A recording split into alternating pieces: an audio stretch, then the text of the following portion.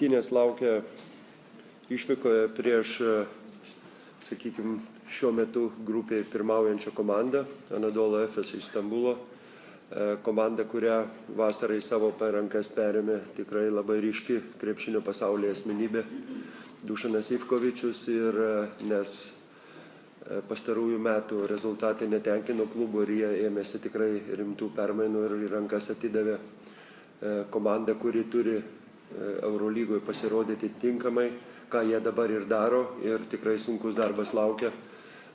Žinant, kokį krepšinį propaguoja, žinoma, Serbijos specialistas, kad tai labai disciplinuota, labai aiškiai pozicijomis išdėstyta komanda, žinanti, ką daro gynyboje, ką daro puolime, su gerais atlikėjais visose padėtyse, ir nebereikalo dabar jie grupėje pirmauja.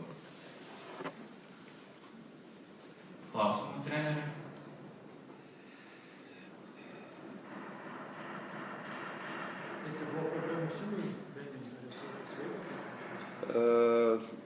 Na, kadangi Simas praleido keletą pastarųjų dienų treniruočių, negalėjo pilnai treniruotis, jisai nevyks su komanda į sekančias Eurolygos rungtynės ir žaisime dabar 12, kuris ir buvo paskutinėse Eurolygos ir Lietuvos lygos pirmenybėje Šiauliuose.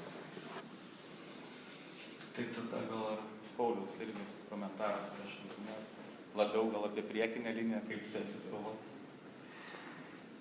Tikrai gerai suburta komanda ir nėra vien, kad priekinė linija arba antra linija geriau žaidžia. Turi tinkamus pakeitimus visiems žaidėjom ir be abejo, kaip treneris ir minėjo, stengiasi žaisti per priekinę liniją ir tikrai bus daug darbo. Namie žaidžia su dviguba energija ir reikia stengtis nuo pat rungtynių, neleisti jam pabėgti ir kažkiek pristabdyti tą tempą, stengtis diktuoti savo sąlygas.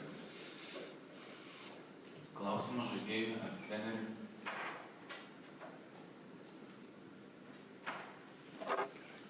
Aš tai pas dėl tų kariniausių kaip pertaikių žaidimą, tiesiog šiaip bendrais bruožais, kaip kariniausių žaidėjas.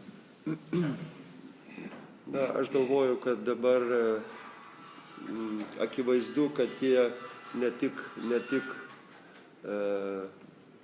tik Vaidas, bet ir Lukas, aš čia juos imčiau kaip abu, demonstruoja tikrai palei tiek, kiek jie yra komandoje ir palei tą patyrimą, kurį jie turi, tikrai rodo gerą žaidimą ir nepasimeta net sunkiose Eurolygos rungtynėse prieš stiprius priešininkus.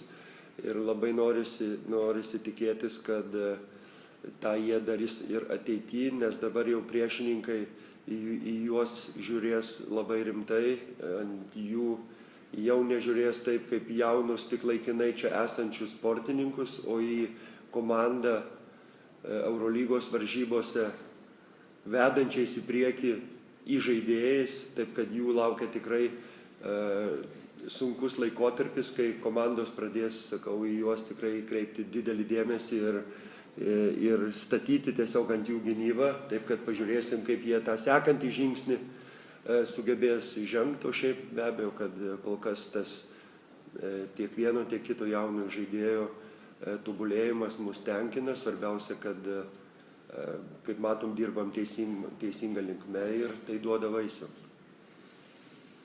Ar šiai dienai ieškomas naujas žaidėjas, ar kol kas tai sustojęs tas žaidėjas? Na, mes visą laiką sakėm, kad mes neatsisakėm tos minties ieškoti žaidėją, bet aš galbūt noriu ir šiek tiek įsiterpti, kad tai neturėtų stabdyti mūsų šių abiejų jaunų vyrų tobulėjimui. Aš galvoju, kad jeigu ir pasirašysim dar į žaidėją, tikrai surasim laiko pažaisti visiems, tik tai tiek, kad truputį pasikeis rotacija. O kad į žaidėjų ieškom, tai tų paieškų ir nebuvom nutraukę, tik tai tas pasirašymas turi būti labai tikslingas.